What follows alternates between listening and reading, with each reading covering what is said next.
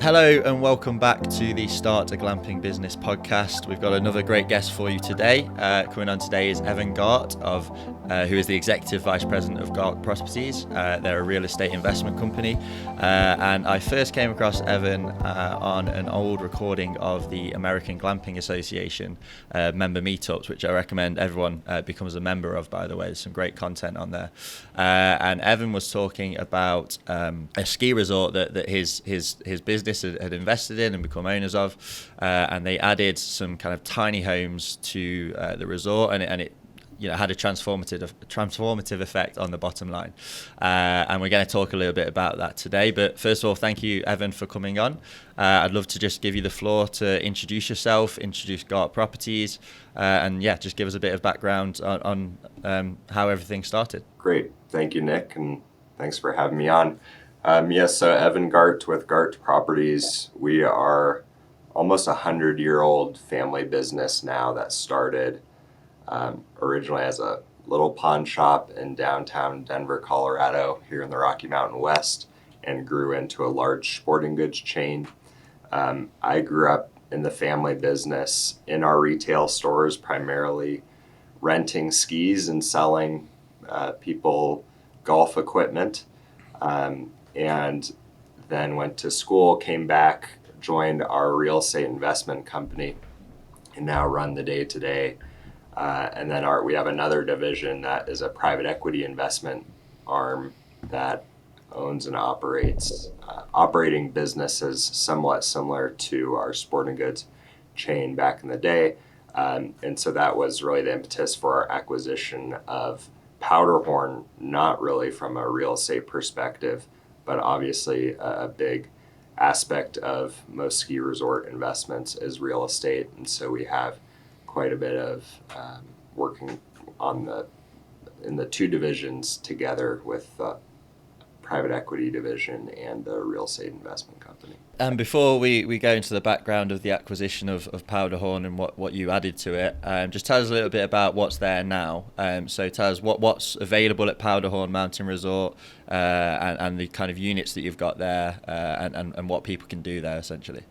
Sure. So Colorado is certainly one of the more famous states within the U.S. as far as skiing goes. We have certainly over 40 or so resorts. We are the furthest resort to the west. So Denver, Colorado is on the Front Range on the east side of the mountains, of the Rocky Mountains, and then Powderhorn is on the opposite side of the Rocky Mountains near what's called Grand Junction. We're right next to Palisade. The Grand Junction region's most well known really for we have a bunch of vineyards there. We sell Palisade peaches, which people from all over the U.S. have probably heard of, and mountain biking as well. It's very similar to Moab. A lot of people who go ride at Moab will ride in Grand Junction as well. The ski area itself is about 1,600 acres. So those familiar with the Colorado market, it's about the size of Crested Butte. Which is surprising to most. Honestly, most people in Colorado may have heard of Powderhorn. If you're from Denver, you need to pass 30 other resorts to get there, so they don't often get over there. But really recommend it. It's a phenomenal ski area. One unusual thing of the resort is that there's really only aspen trees, and so that makes for phenomenal glade skiing and great powder days. We're a little unlike the other big resorts where you can come here, 3 days after a big storm and still have powder. So it's a bit of a diamond in the rough. When we acquired the resort back in 2013, we acquired about 900 acres of undeveloped acreage at the base area. We do have a main lodge. We have 3 lifts, 2 large lifts, and then 1 beginner lift that only goes about a quarter of the way up the mountain. And really the services and amenities when we first acquired it were somewhat limited. At the time, we had a small lodge that actually we had chosen not to acquire as a part of the acquisition that had about 25 rooms. And the owners who ultimately bought it at the auction at the same time that we acquired the resort decided not to put a bunch of money into it. And so unfortunately the product itself wasn't very desirable, which was really the impetus for us to invest in lodging ourselves. And tell us a little bit about the lodging you've added, these tiny homes. We'll put a link in the description so people can take a look at what they look like themselves. But Sure. for those who don't have time or don't want to click the link, what kind of units are they? What do they look like, and what's available inside them? Sure. So they are your typical, well, I wouldn't say typical. I mean, they're certainly by all definitions tiny homes on wheels. They're skirted, so unless you were none the wiser, you'd think they're just small mountain cabins on foundations. They're in the shape of a horseshoe, so that we could put fire pits and Adirondack chairs and grills and under the bistro lights to really have a fun activation and outdoor experience. Honestly, even in the winter, but certainly in the summer. We decided that we wanted a broad range of manufacturers, really because I wanted people to stay in one unit one night and look across the way and say, hey, that's kind of a fun unit. I'd love to stay in that next time, or maybe I'll stay in that tomorrow night if there were availability, which has proven to be certainly the case. Anywhere between 250 to 399 square feet. And everything from more of the Scandinavian modern feel to more of the traditional mountain alpine feel. But we do have, right now we only have 6 units, but they're all different. None are the same. And that's only a positive in my opinion. I think when you go to a lot of resorts and you have the cookie cutters, it comes across as a bit bland and not unique and individualized. And so it was important to us that it felt high quality and differentiated. Yeah, and that's one thing we've always said to any prospective glamping operator is at least try and have some kind of variation in the units that you offer. Just because if someone stays 1 year, they look around and they see the other units on site, they're probably going to want to come back and try them and try the different experience. So it absolutely makes sense to do that, and I'm sure it helps your repeat bookings as well. So what drove the decision to put these tiny homes onto the property? Well, first of all, you bought the resort in 2013, right? And when did you decide to put these units on, and why did you decide to do it? Sure. So we bought the resort out of bankruptcy in 2013. Those who know the ski business know that I'm not aware of a single resort that has not gone through bankruptcy. It's a capital intensive business, and then some. I mean, just to give you some insight, a new chairlift, new high-speed quad, which these days is really a requirement, is north of $6 million or greater. All ski resorts, just as an insurance policy, need to put in top-to-bottom snowmaking. So it's just really capital intensive. So that has really made most resorts, even the big boys like Vail Associates, go under at some point, unfortunately. And so that presented an opportunity for us. Funny enough, crazy enough, it was literally a live auction in the lodge of the resort with paddles, and they're selling a ski resort and they're selling all the various assets independently or together. Like I said, we had decided to buy the primary ski area amenities, which was the lodge and a few other small base area administrative buildings, warehouses to store the snowcats, things like that. There were, as I mentioned, a 25 unit hotel right at the base area as well. And then the 800 or 900 or so undeveloped acres right at the base area. And that was, I mean, in some sense, it's a liability because that's a huge blank slate, and that's really an enormous project to tackle.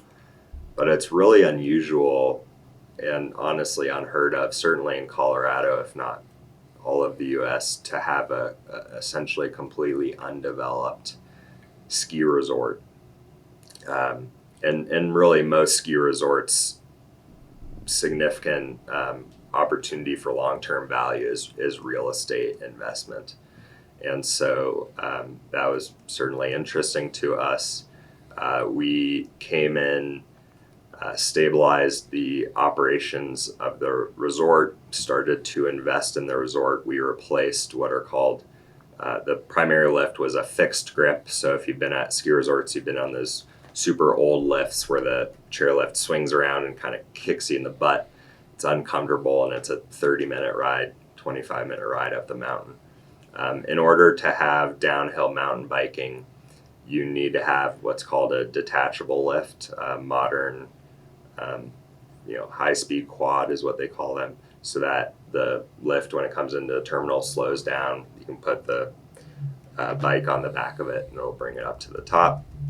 So we bought a brand new, what we called the flat top flyer, for I want to say it's a 7 or 8 minute ride from bottom to top, which was a phenomenal investment. We have the long-term goal of having about 12 miles of single track downhill mountain biking trails. We're about halfway there right now.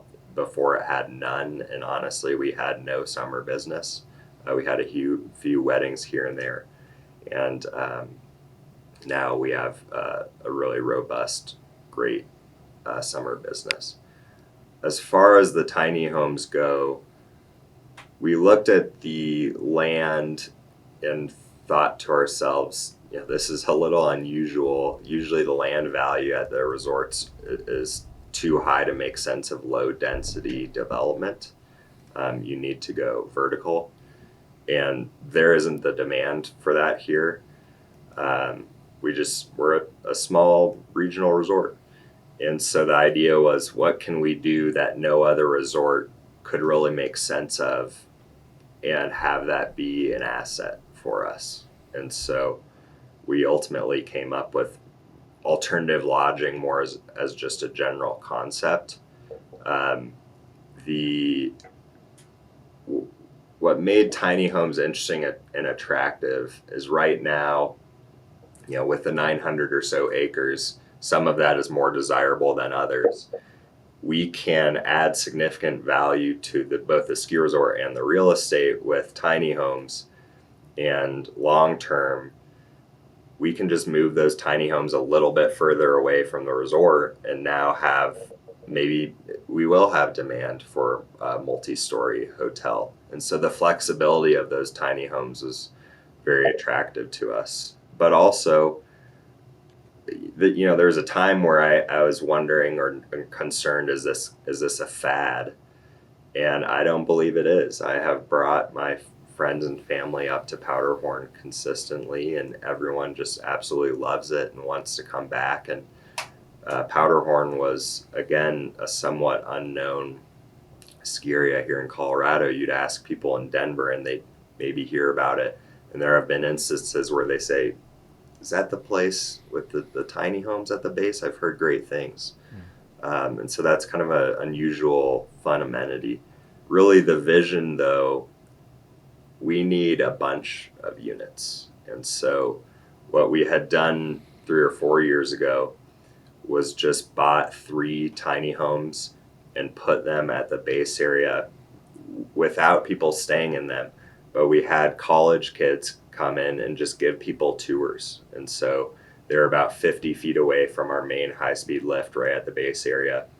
You'd finish up skiing, go to the bar, you'd walk by the tiny home, you'd check it out. And we just had a list of people who were interested in staying the night and just wanted to gauge if there was any interest. We didn't want to put out all the capital to buy additional units and to do the land improvements unless there's some significant demand. And very quickly it was obvious that there was.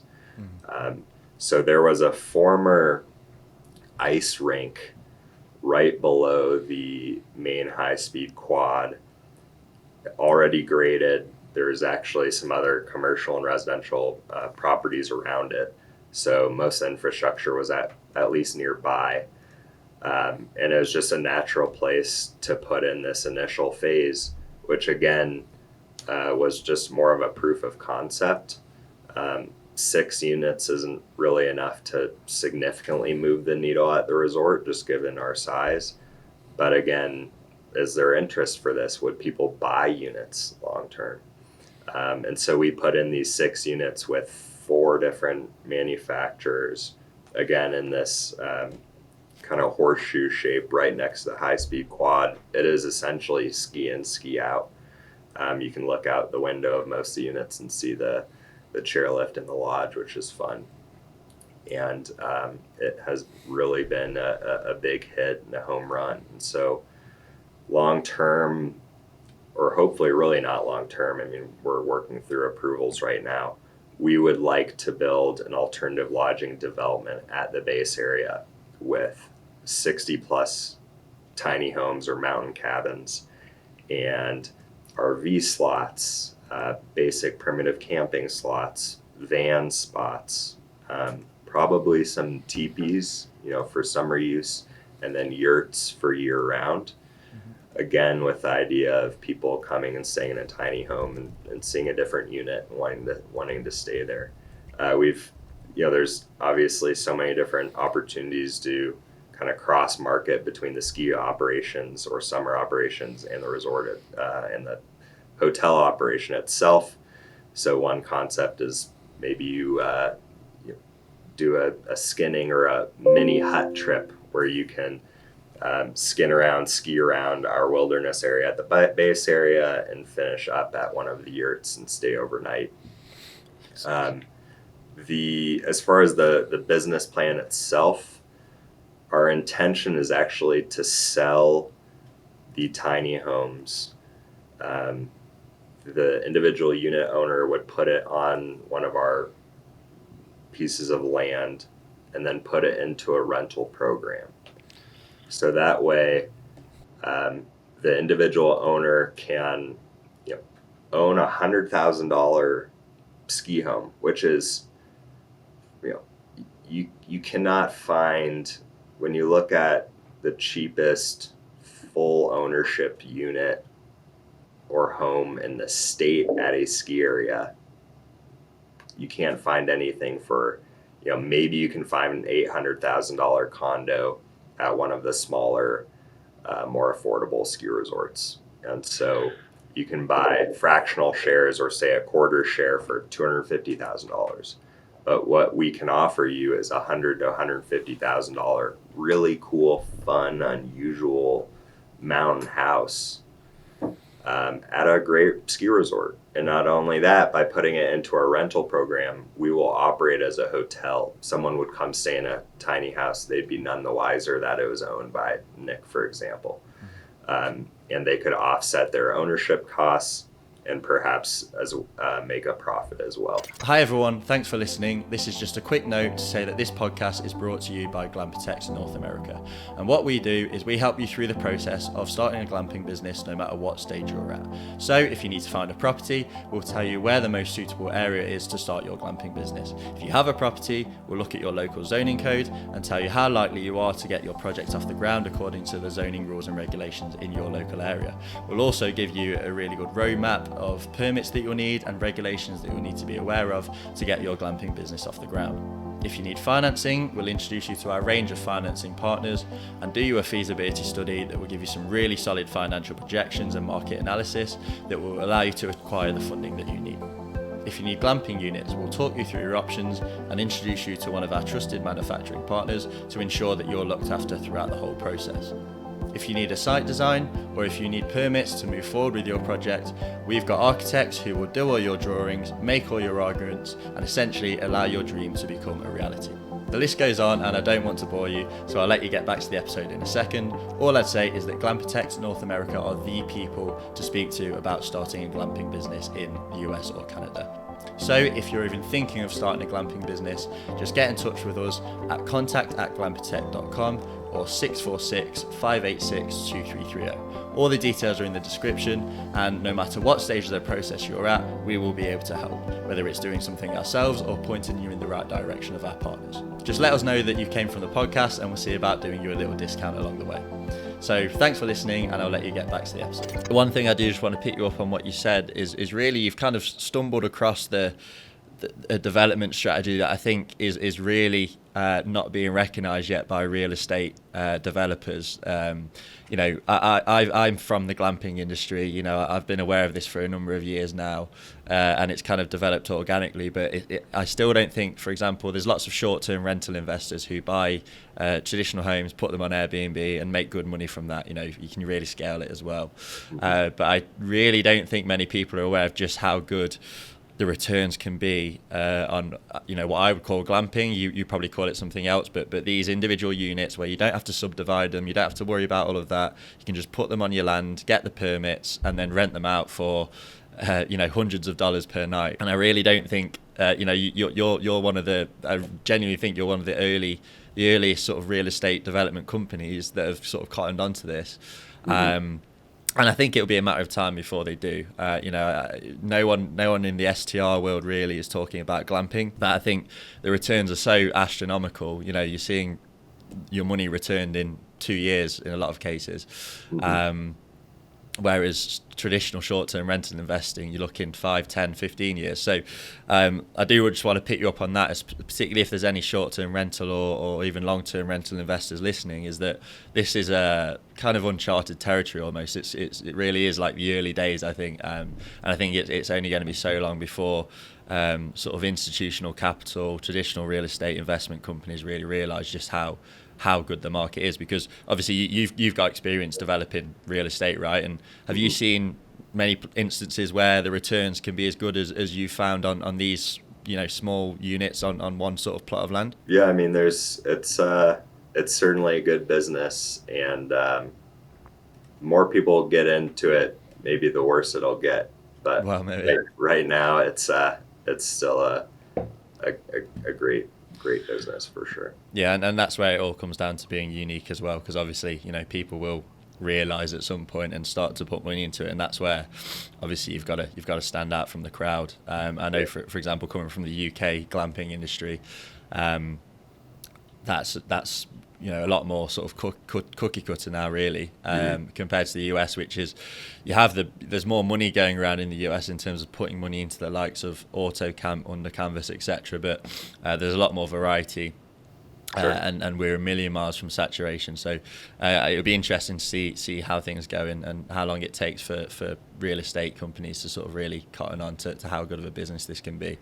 And so on the topic of the business case for something like this, how much did this initial trial period cost in terms of how much the unit costs and permits and everything like that, and then how much are you able to charge per night for each of these units? Sure. So cost-wise, the individual units were anywhere between our smallest unit, which is more of a studio model. It's actually my favorite unit. It was about $45,000, all the way up to $90,000. This was pre-COVID, so I have not looked back, and I'm sure it would be significantly more expensive today. We had $300,000 or so in site improvements for that initial parcel, and then obviously the scale is much bigger on our broader project, where we'll have significant infrastructure and roads that we actually need to put in, and so that's going to be a whole nother level. But to the extent that people have existing flat areas with infrastructure close by, you can do it somewhat affordably, and it's still a decent investment. Rates, it's of course just it's very regional and depends on where you're located. Powderhorn still is very much a accessible and affordable resort, and so we need to price it accordingly.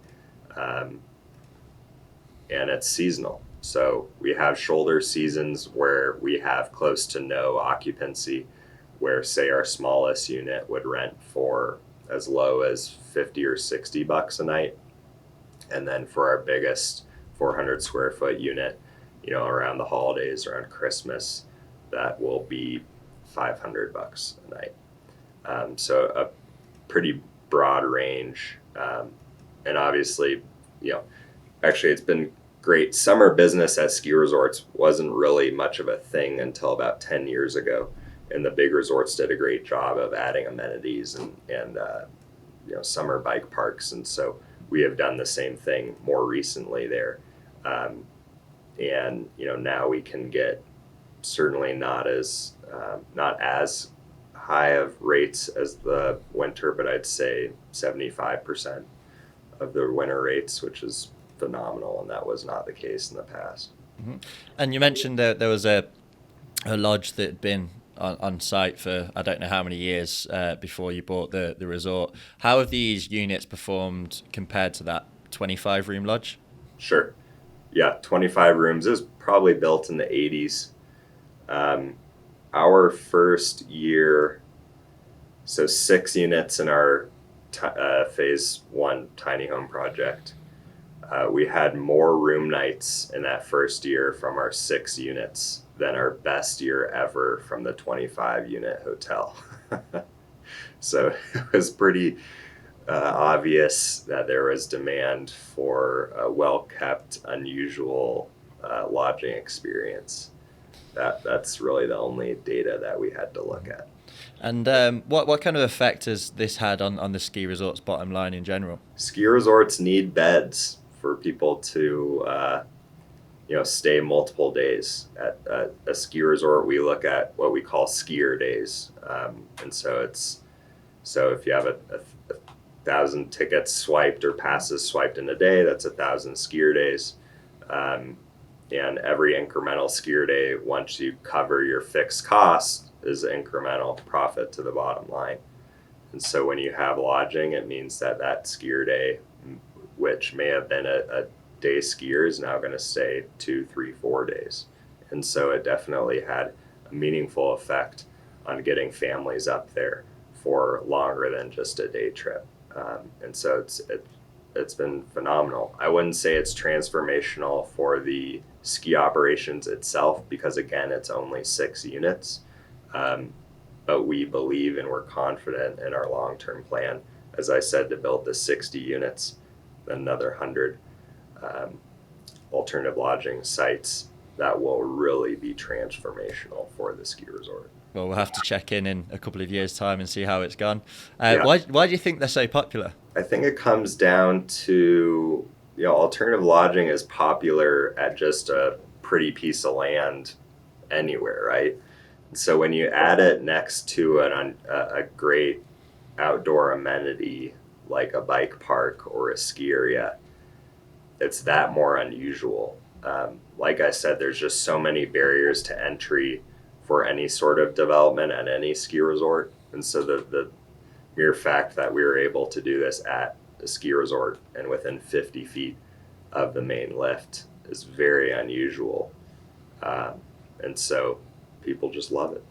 And you mentioned earlier you're doing a program whereby people can buy one of the homes and you can look after it for a management fee.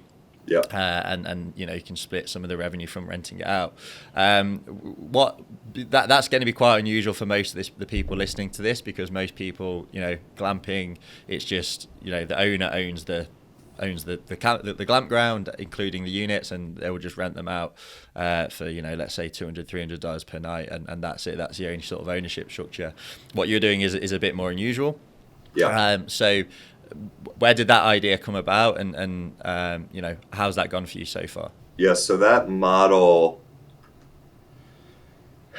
it's certainly, I don't know if it actually came from the ski business, but it's very common in the ski business for just what they call condo hotels. So there are hotels certainly all over the United States at ski areas, even the big flags that you would know of, say a Marriott or a Westin.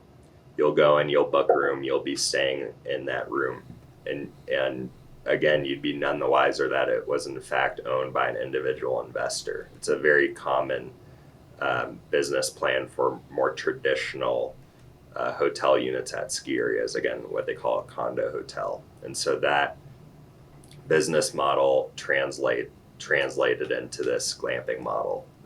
It's a benefit to us and the owners in several ways. For us, it's that much less capital outlay that we have initially. So if we buy 60 units at $100,000 a pop, now you buy it, and so we save all of that initial investment and just have the initial investment in the infrastructure. And then really it comes down to control. I don't want a trailer park. And so if I have 60 units, you're going to end up selling to someone who probably won't keep it very nice or might not buy the unit that really fits into the vibe and the feel that we're going for. It's important that you drive in. It's the same thing as a hotel. You want the furniture to be similar, the aesthetic to be similar. You want that control to know that, oh, I'm staying at X so-and-so hotel, and it feels good. So it ensures that it feels good and feels the same. It's high quality. And at the end of the day, it's great for the unit owner because they're not having to deal with the nightly rentals, and we do that for them. And so with the expansion that you're planning, are you looking to presumably do the same model? And are people able to sort of express their interest in buying these units already? Yes. Yeah. You can go to our website and submit your information. We would love to sell you a unit. Well, essentially, it'll be like buying a car. So we'll say have between 4 and 6 models that you can choose from. You can choose various trims and finishes with the unit, and again, put it into our rental program and onto our property. Hopefully, we'll start being able to sell those and even staying in those about a year and a half from now. Fantastic. So thank you, Evan. Loads of great information there. Particularly, I know we'll probably have a couple of ski resort owners listening to this as well. Hopefully not in Colorado, so we're not helping your competition. But if anyone wants to sort of get in touch and ask you any questions, maybe express some interest in buying some of the units or helping with the development, what's the best way to reach you? Sure, you can just email me egart@gartproperties.com. Fantastic. Well, hopefully some people do that. Hopefully we can encourage a few people to spend some money at your ski resort as well. So thank you again, Evan. I'm sure we'll be catching up in a couple of years to see how the expansion's gone. And yeah, we'll speak to you soon. Thanks so much, Nick. Thanks for having me on.